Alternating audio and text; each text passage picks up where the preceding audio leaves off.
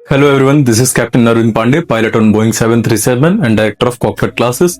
Today I'm going to discuss about how to become a pilot.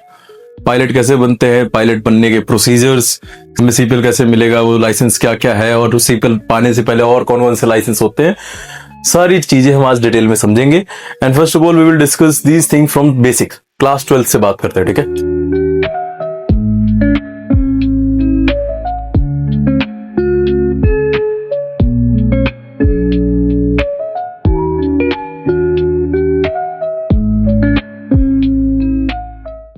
सो अगर आपको pilot बनना है तो आपको पहले क्लास 12th में फिजिक्स, केमिस्ट्री, मैथ होना चाहिए. रुको, ऐसा नहीं है कि अगर आपके पास फिजिक्स, केमिस्ट्री, मैथ नहीं है क्लास 12th में so you can not become a pilot. Still you can become a pilot. उसके लिए क्या करना पड़ेगा आपको? अगर लेट सपोज आपने 12th खत्म कर लिया बायो से या कॉमर्स से, आपको NIOS से, national institute of open schooling से, आपको मैथ्स एंड फिजिक्स का एग्जाम देना होगा. At least you should have these maths and physics in your class 12.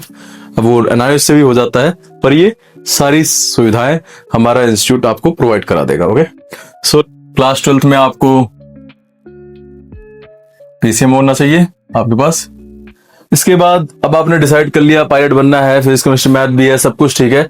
सो सबसे पहले करना होगा अपने को क्लास मेडिकल. अपने को क्लास मेडिकल्स करने होंगे. अब मेडिकल भी दो टाइप के होते हैं.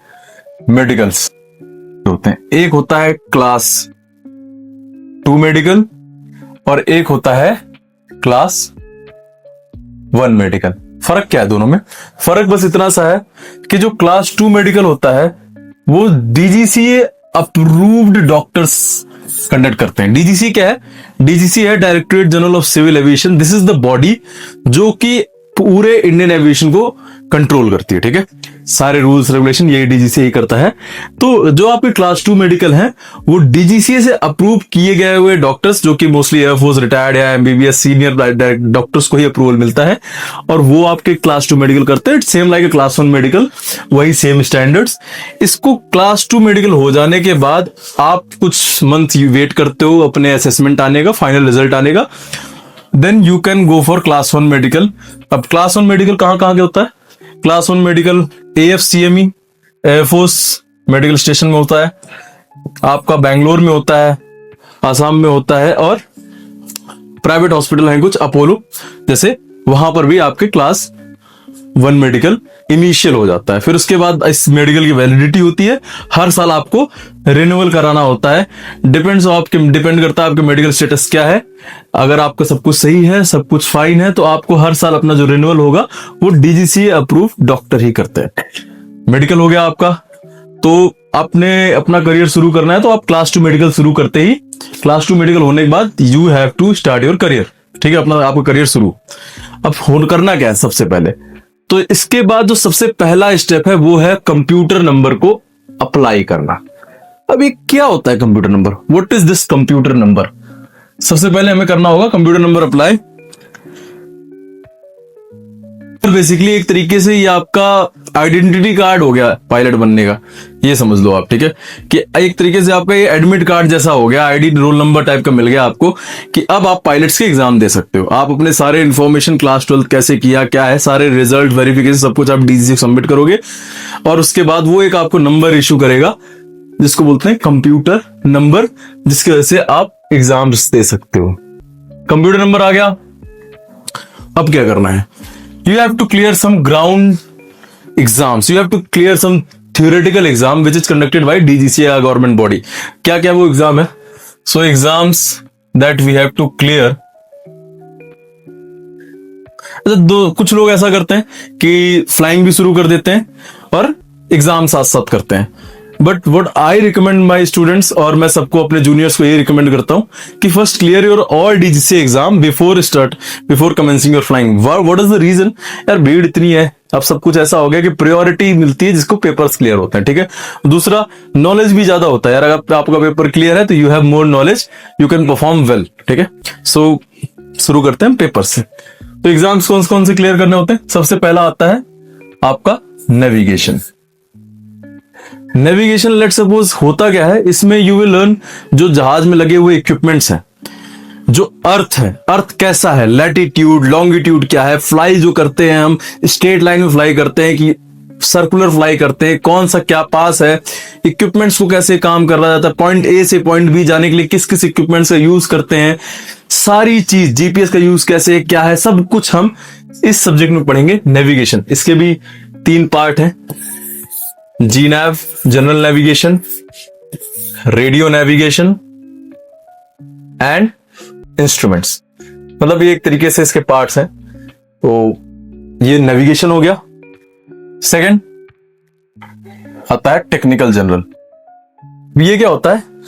अब in this you will get to know कि एयरक्राफ्ट जो आप फ्लाई करोगे, जो आपके एयरक्राफ्ट हैं, उसमें क्या क्या है, इंजन थ्रस्ट कैसे जनरेट करते हैं, उसमें जो विंग्स लगे होते हैं, जैसे फॉर एग्जांपल एयरक्राफ्ट। एयरक्राफ्ट क्या होता है?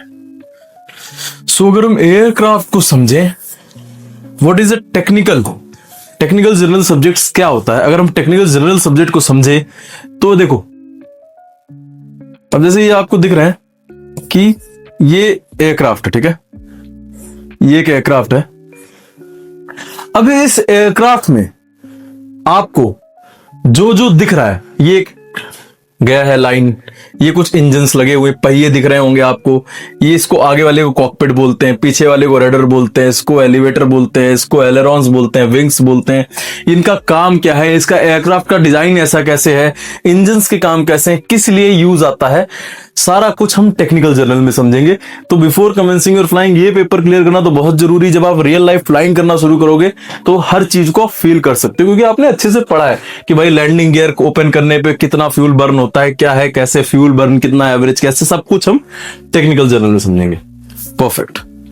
Third one is meteorology. What is this? अब ये होता क्या है, मेट्रोलॉजी क्या होता है?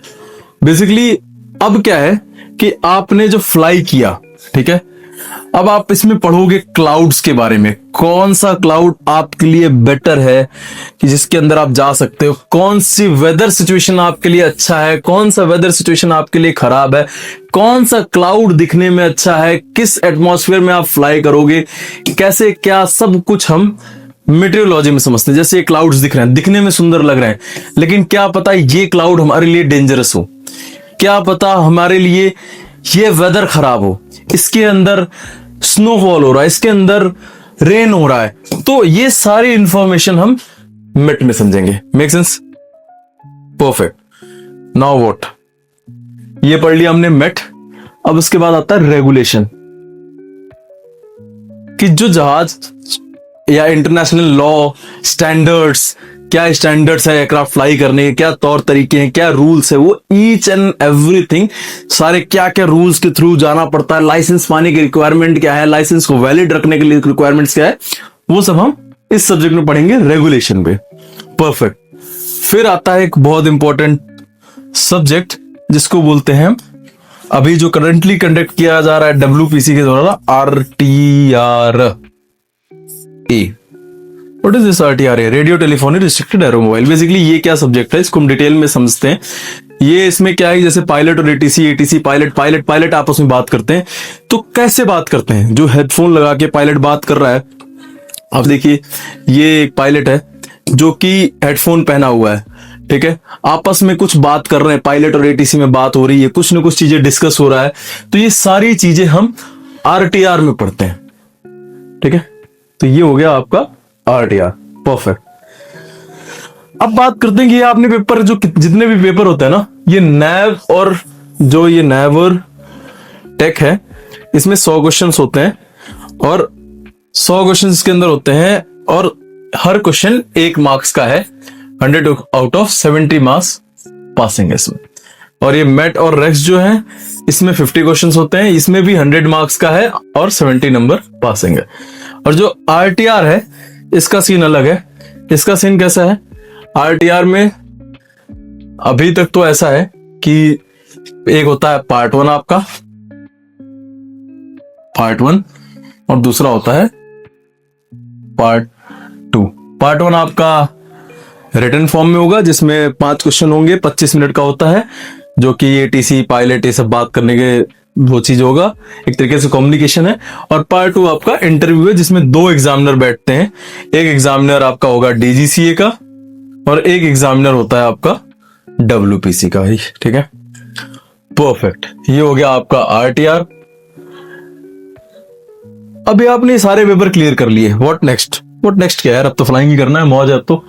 सो अब फ्लाइंग करने गए, अब हम कैसे फ्लाइंग क्लब चूज करें? तो डिपेंड करता है यार, अब आपको इंडिया में फ्लाइंग करना है या आउट ऑफ इंडिया फ्लाइंग करना है। लेट सपोज आपने डिसाइड कर लिया इंडिया में फ्लाइंग करना है, आपने पेपर सारे क्लियर कर रखे हैं, तो you have to choose a good flying club. Which flying club is better for you, ये हमें कैसे डिसाइड करना होगा? Number of instructors, number of the aircraft, weather condition of the current situation, कहां पर वो बेस है, record of previous accident incident, सारी चीजें देख के हम डिसाइड करते हैं कि कौन से फ्लाइंग क्लब में बेटर होगा फ्लाइंग करना और किस में आपकी थोड़ी रिलेशंस अच्छे हो, ठीक है। सो लेट सपोज आपने डिसाइड कर लिया इंडिया में कोई flying XYZ flying club join करने का। अब वहां पर क्या होगा? सबसे पहले आपका होगा वहां पर SPL। SPL क्या होता है? ये है स्टूडेंट पायलट लाइसेंस पाने का एग्जाम। इंटरव्यू वाइवा टाइप का होता है, इसमें आपके वाइवा होंगे, आपके एग्जामिनर्स इंस्ट्रक्टर्स आपसे कुछ सवाल बेसिक क्वेश्चन पूछेंगे और फिर आपको SPL इशू कर देंगे, जिसके थ्रू अब आप फ्लाई कर सकते हो। फ्लाई कितना करना है अपने को? अच्छा, फ्लाइंग के भी कई ब्रेकडाउन्स हैं, बट अगर हम इन जनरल बात करें तो if you want to get a CPL commercial pilot license अगर चाहिए आपको, तो you have to complete 200 hours actual flight. Actual flight मतलब असली ट्रेनिंग एयरक्राफ्ट में फ्लाई करना है। सिमुलेटर फ्लाइंग भी होता है, इसलिए मैं यहाँ पर एक्चुअल फ्लाइट मेंशन कर रहा हूं। अब इसके ब्रेकडाउन है, बच्चे क्या करते हैं? 185 आवर्स सिंगल इंजन में करते हैं और 15 आवर्स मल्टी इंजन में फ्लाई करते हैं। इसके बाद आपने ये कर लिया, नाउ आपने रिक्वायरमेंट पूरी कर ली CPL पाने के, कमर्शियल पायलट लाइसेंस लेने के लिए आपने ये रिक्वायरमेंट पूरी कर ली, सारे पेपर क्लियर कर लिए, आपने 200 घंटे भी खत्म कर लिए, आपने बीच में जो एग्जाम्स होते हैं ELP English language proficiency test, सब कुछ कर लिया। Now you are eligible to get a CPL।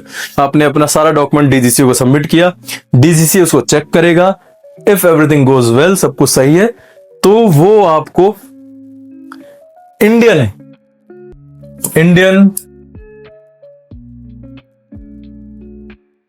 अगर देखा कैसा दिखता है इंडियन कमर्शियल पायलट लाइसेंस, तो ये मैं आपको अभी दिखा देता हूं।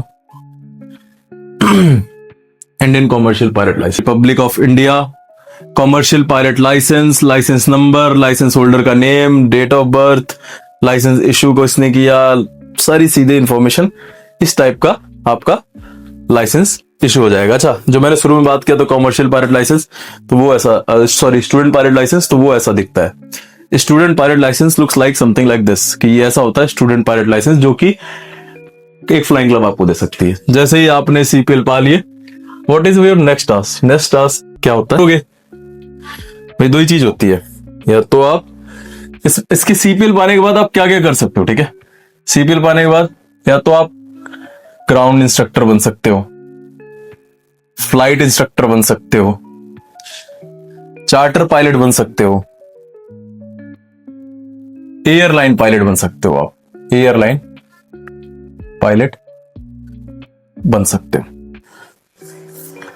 अगर आप ग्राउंड इंस्ट्रक्टर बनना है तो किसी ग्राउंड क्लास स्कूल में आप ज्वाइन करोगे। फ्लाइट इंस्ट्रक्टर बनना है तो आपको एक CPL करने के बाद एक चीज होता है पैटर करोगे, 20 घंटे की आपकी ट्रेनिंग फ्लाइट होगी, एक तरीके से इंस्ट्रक्टरल ट्रेनिंग फ्लाइट होगी।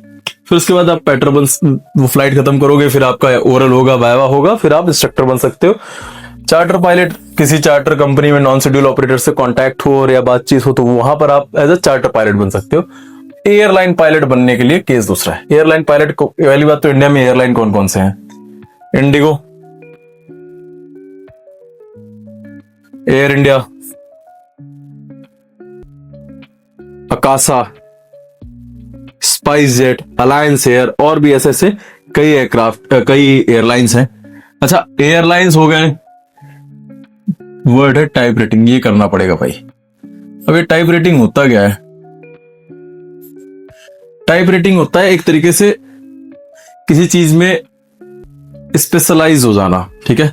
फॉर एग्जाम्पल, अगर मैं बोइंग 737 का पायलट बोलता हूं तो मैंने बोइंग 737 की टाइप रेटिंग कर रखी है। ठीक है। मैंने अपनी टाइप राइटिंग, मतलब उसमें एक तरीके सिमुलेटर होता है, सिमुलेटर में आपको पूरी फ्लाइट कराते हैं, पूरी इमरजेंसीज कराते हैं, सब कुछ सिखाते हैं। अब वो टाइप राइटिंग डिपेंड करता है कि कुछ समय वैकेंसी किस चीज की, तो टाइप राइटिंग कर किसकी सकते हो आप, एयरबस 320 की, ठीक है, एयरबस 320, बोइंग 737, ATR, बेसिकली कुछ यही सब है जो कि हम टाइप राइटिंग करते हैं, जिसमें डिपेंड करेगा कौन सी कंपनी में कौन सी वैकेंसी है, उस हिसाब से हमने टाइप राइटिंग कर लिया। टाइप राइटिंग का सीरीज मैं अगले वीडियो में बताऊंगा आपको क्या है कैसे है। तब तक के लिए धन्यवाद। Join us for more information. We are here to help you guys to become a pilot. Cockpit classes always here to help you, basic से एंड तक। जो हमारा जो मोटो है क्लास से कॉकपिट तक, वो उस पे हम काम करते हैं, अपने स्टूडेंट्स को क्लास में पढ़ाते हैं, सब कुछ करते हैं ताकि वो रियल कॉकपिट में जाके बैठ सके। धन्यवाद, जय। Bye bye guys, take care.